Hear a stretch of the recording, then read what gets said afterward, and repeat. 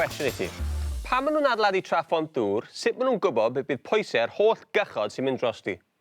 Cwestiwn I ti, Rhys, beth yn y byd yw traffont dŵr? Aqueduct dal. Twad, pont sy'n cario dŵr. Fel traffont dŵr, pont gysylltau yn Llangollen. Yr uchaf a'r hiraf yn Prydain. Ah, reit. Wel, mae'n siŵr bod nhw wedi just ffindo'r cwch mwyaf sy'n ffito ar y bont, wedyn rhoi eliffant arno fe, wedyn sumo wrestler ar ben yr eliffant, tra'n dala eliffant arall, a wedyn pwysau fe gyd. Beth os yw mwy nag un cwch mae'n croesi'r bont ar yr un pryd? Mwy o eliffantod a chlorian cryfach? Wel, dere dy fi, a falle gyd I surprise. Ti wedi bod yn brysur, Rhys? Dyma ein camlas ni. A'r bwlch fan hyn yw y bont.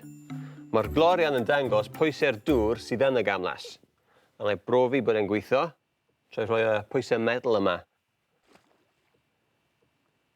Ie, OK.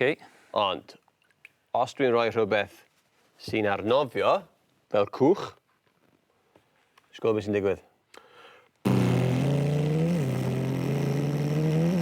Wel, ie, ond mae'r cwch lot yn ysgafnach na'r pwysau nes ti ddefnyddio. Ysdim ots? Wow! Beth sy'n mynd mlaen? Tric yw e? Dim tric gal, gwyddoniaeth. Cyn belled bod y bont yn ddigon cryf I ddal y dŵr, sdim rhoi poeni am y cychod. Gai gael go?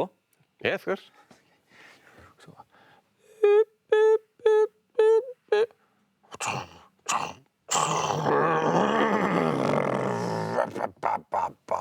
Nice.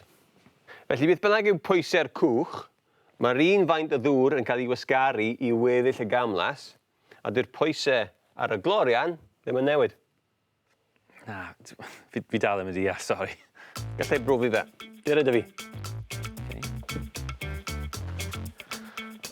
Mae'r cwch gyda'r pwysau ynddo fe yn pwyso tua 600 gram. Ie.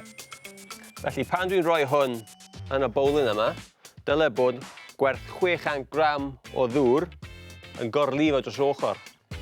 Barod?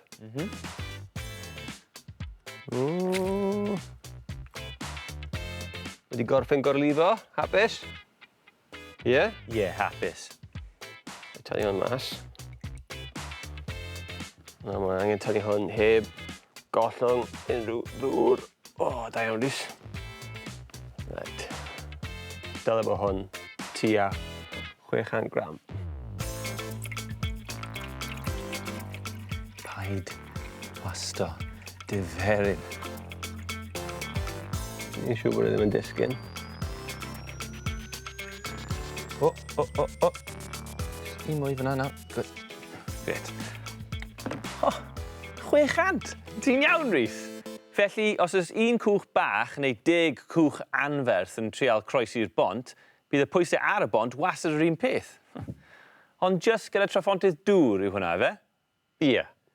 Felly, be maen nhw'n neud gyda ffontydd traffig arferol? O, maen nhw'n ffindo'r lori mwyaf sy'n ffito ar y bont, a wedyn rhoi eliffant yn gefn hwnna, a sumo wrestler ar ben yr eliffant sy'n dal eliffant arall. Neud sens?